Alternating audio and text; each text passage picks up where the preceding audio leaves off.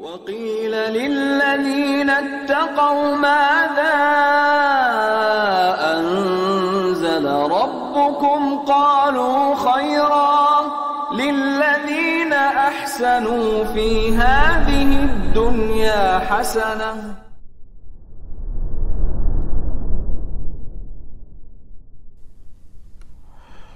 Itu pasal dianjurkannya azan berdiri. Dikatakan oleh Ibnu Qudamah rahimahullah, faslun,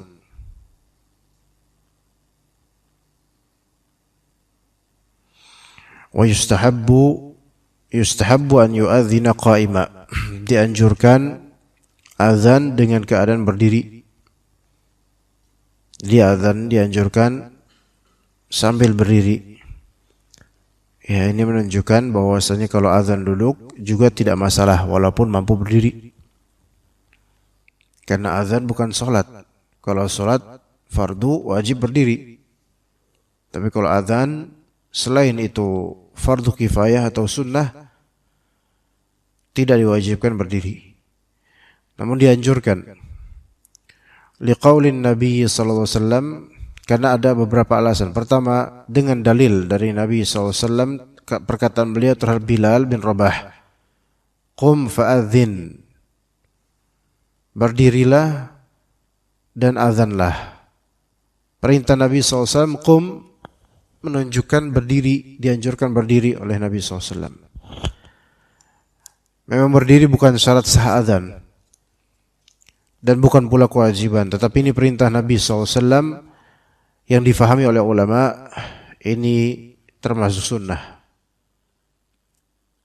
Alasan kedua, wali annahu ablaghu fil isma', karena al-qiyam, yaitu berdiri, itu lebih ablagh,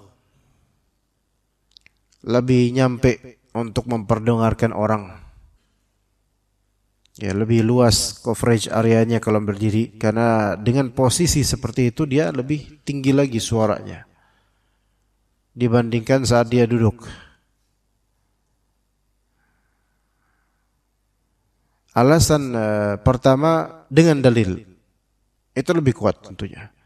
Alasan yang kedua dengan ta'lil, yaitu dengan pembahasaan atau logika.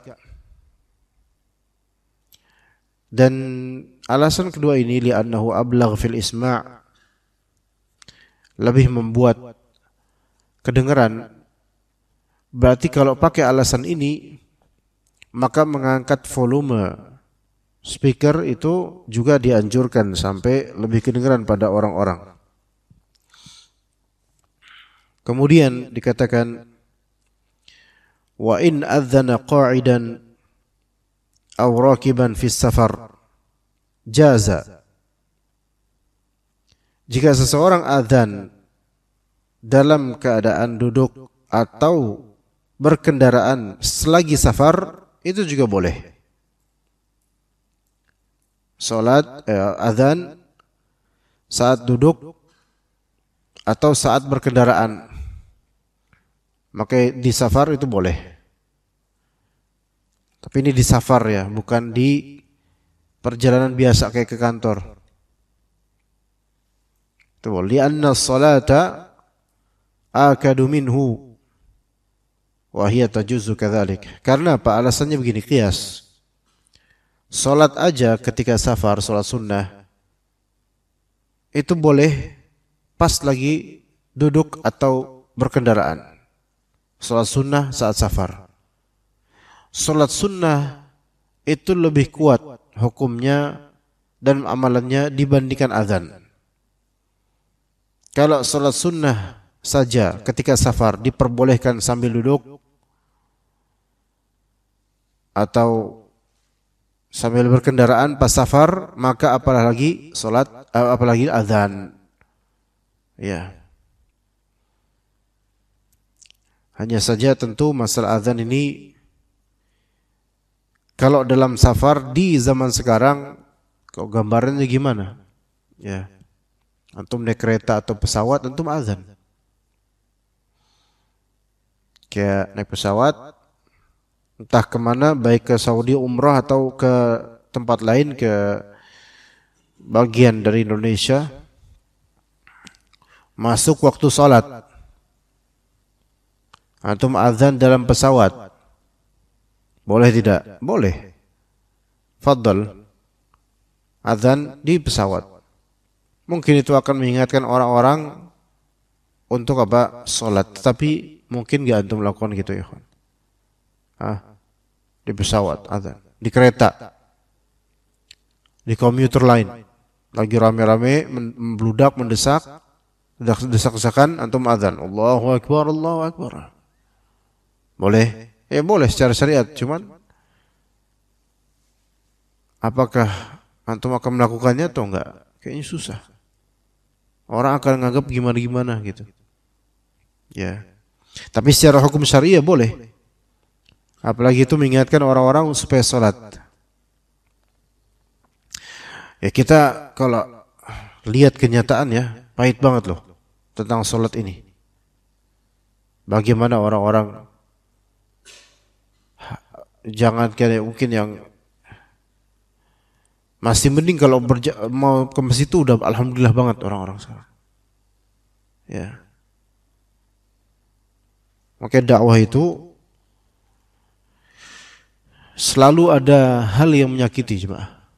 Dakwah itu selalu ada hal yang menyakitkan. Kenyataan menyakitkan. Kita tahu ilmunya, mau menyampaikan, enggak semua orang nerima. Padahal orang itu butuh. Itu jadi umat itu ibarat anak kecil yang harus dielus-elus. Dan kadang kalau dididik dengan agak keras ngelawan atau enggak mau. Karena betapa banyaknya anak kecil enggak tahu apa yang bermaslahat untuk dirinya. Enggak tahu kalau obat ini penting, enggak tahu kalau pendidikan ini penting, maka menolak. Ya karena enggak paham. Jadi dakwah menyeru orang, bahkan keluarga, yaitu betul-betul perlu kesabaran. Nabi SAW juga ketika beliau memberikan pembagian untuk beberapa kabilah sesuai dengan syariat Allah, maka ada seorang munafik yang berkata, Ittaqillah ya Muhammad, i'dil ya Muhammad, bertakwalah kamu pada Allah Muhammad, berbuat adillah. Ini pembagian enggak adil, ini pembagian tidak untuk wajah Allah. Digituin Nabi Muhammad SAW. Maka sahabat yang mendengar mengatakan, bakal saya laporin nih kalimat ini ke Nabi kita Muhammad SAW. Sampai ke Nabi Muhammad SAW, maka agak berubah wajahnya dan beliau marah. Ya. Apa kata beliau? Rahimallahu Musa. Allah Ta'ala merahmati Nabi Musa alaihissalam. Faqad udhiya akthar min hadha fasabar. Nabi Musa itu telah disakiti lebih sering daripada ini, dan beliau tetap sabar. Itu para nabi itu Masya Allah. Antum kalau dengar sirahnya, baca sirah para nabi itu bagaimana penentangannya, mad'u para umatnya, mengejek dan seterusnya. Tapi pada sabar para nabi itu. Kita ngajak orang sholat aja kadang-kadang malah kita yang tertuduh ngatur-ngatur. Ya. Apalagi di kalangan, kalau di kalangan orang-orang kafir jelas, mereka enggak sholat. Ini kalangan seorang muslim yang kalau kita ngajakin sholat itu kayak ngurusin orang gitu loh. Seolah-olah kita ngurusin orang. Gitu. Ayo Pak, sholat Pak. Ya. Ya. Dan kalau udah kita ngajak itu, besok-besok kalau ketemu pas mau sholat pada kabur. Ya. Begitu. Pada kabur artinya mereka enggak mau ketemu kita karena kita suka ngajak sholat. Ya. Atau pas disapa pada diem. Ya subhanallah. Itu harus sabar tuh. Padahal ini sholat mereka butuhkan. Diajak itu kali sayang gitu loh. Ya. Banyak anak kecil disayang, mereka nggak mau disayang. Dikira ini bukan sayang. Dinasihatin dikira ini dibenci gitu.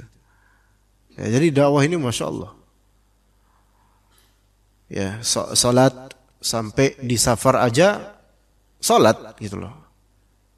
Ngajak orang salat ketika safar itu mulia sekali. Tapi coba sekarang kalau kita bayangkan di kereta antar kota antar provinsi lah. Kita azan misal, yang mana itu boleh mengingatkan.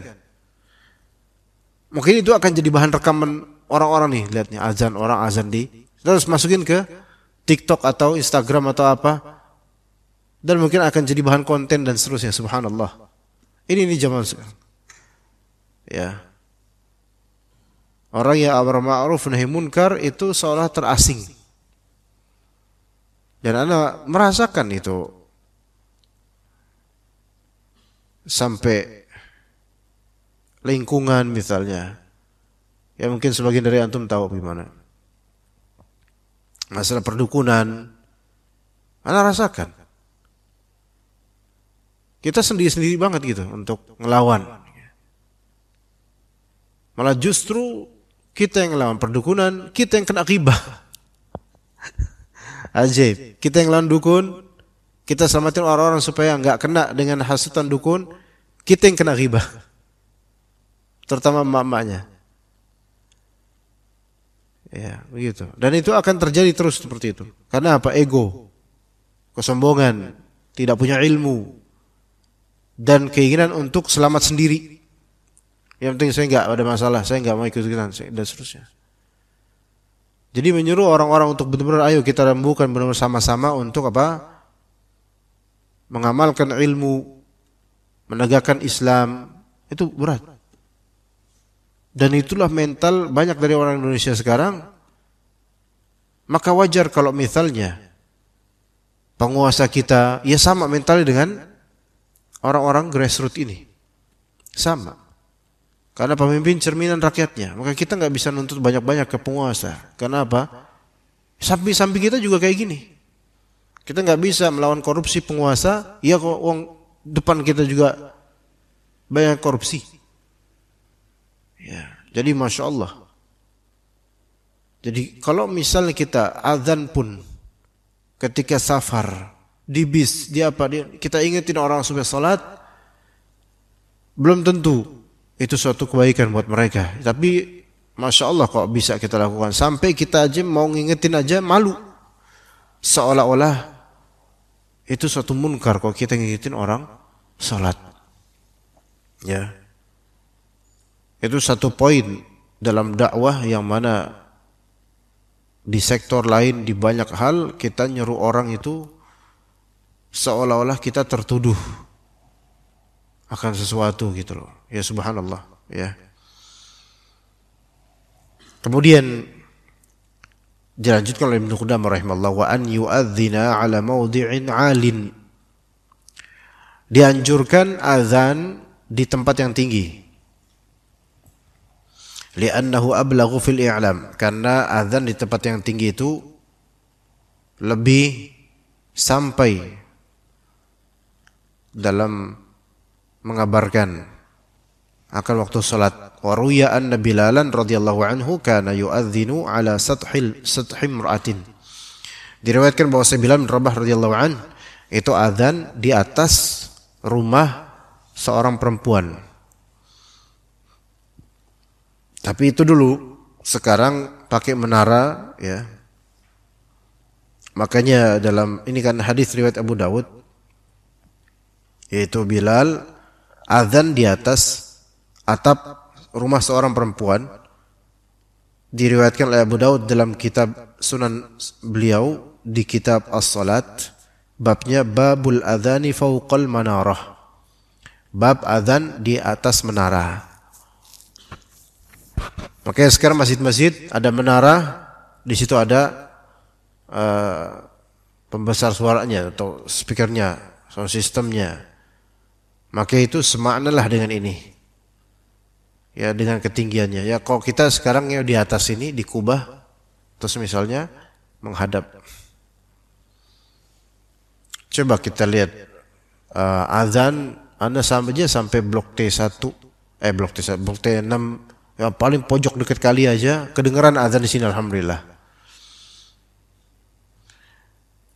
Jujur orang yang paling dekat rumahnya sama masjid, apakah datang ke masjid? Belum tentu, ya kawan. Padahal suara keras. Gitu loh. Inilah yang namanya amal itu tergantung taufik dari Allah Azza wa Jalla. Sadar atau enggak ini orang, itu.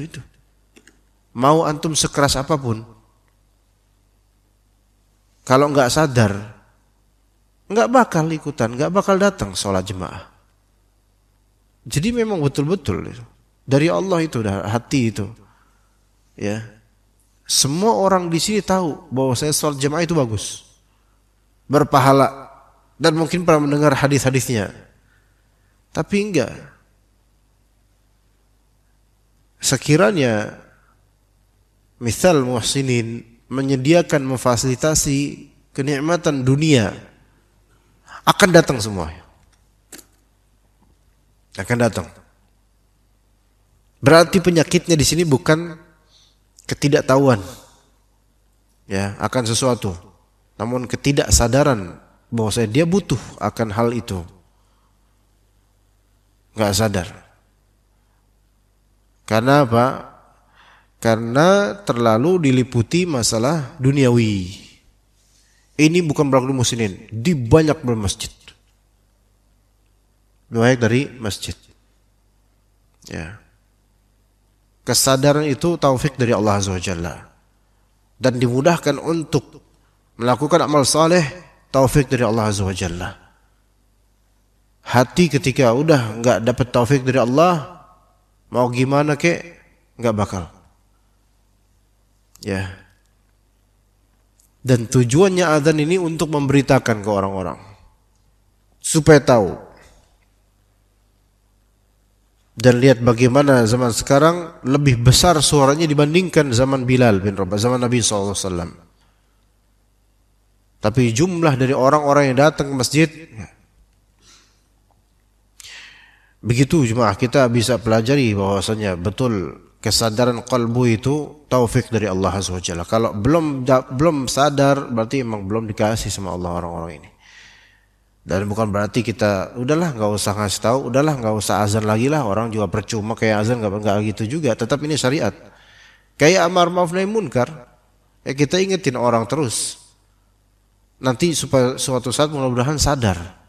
Kadang-kadang kesadaran itu baru tumbuh kapan? Kalau udah musibah tuh. Musibah, dia meninggal, baru dah minta ke masjid untuk apa? Jenazahnya diurus. Selama ini nih orang jenazah ini apa? Dulu pas waktu hidup nggak pernah mau ke masjid. Sekarang giliran mati minta ke masjid. Subhanallah. Ya, sampai di Bali ada suatu masjid. DKM tegas sih, tapi ini bahaya juga kalau dijadikan contoh. Ya, ada jenazah, maksudnya ada yang mati. Kemudian keluarganya minta, dan itu masjid di Bali kan nggak begitu banyak, di suatu tempat lah di Bali. Keluarganya itu minta supaya disolatin di masjid. Minta, nggak dikabulkan sama DKM. Ditanya sama DKM, waktu masih hidup kok gak pernah ke masjid? Sekarang pas mau mati, pas sudah wafat, kenapa minta sama orang-orang masjid? Kita aja gak kenal kok dia. Ya kita tahu dia orang mana, kita tahu dia warga, tetapi kita gak pernah nemuin dia di masjid. Masa pas sudah mati baru ke masjid? Akhirnya gak ada orang yang dari situ yang mensolati dia dari pihak masjid, gak ada. Ya. Maksudnya nggak mensolati di masjid gitu loh, maksudnya nggak ada, nggak diselenggarakan di masjid. Itu kalau dilakukan itu di wahana, geger, langsung jadi fitnah. Karena ada beberapa orang itu seperti nunggu kapan bisa memfitnah orang-orang masjid. nggak pernah ke masjid, tapi kira ada masalah, paling getol tuh. Nah, itu biasanya orang-orang kayak gitu tuh ada. Itu biasanya orang-orang munafik. Kalau di zaman periode Nabi itu kayak gitu munafik. Ikut kagak, tapi kira ada masalah, paling rusuh. Nah, akhirnya yang cerita tadi, orang-orang mulai ke masjid karena takut apa? Nanti mereka mati nggak disolatin sama orang-orang masjid. Gitu. Sebenarnya kalau itu dilakukan ya di Jakarta atau Bekasi ini bakal masuk Instagram viral.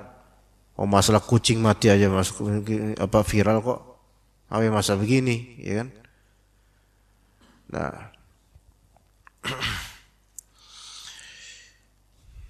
Jadi taufik dari Allah Azza wa Jalla itu qalbu mau sholat berjamaah di masjid, taufik dari Allah Azza wa Jalla. Kemudian dikatakan Ibnu Qudamah wa yarfa'u sautah. Hendaknya muadzin mengangkat suaranya.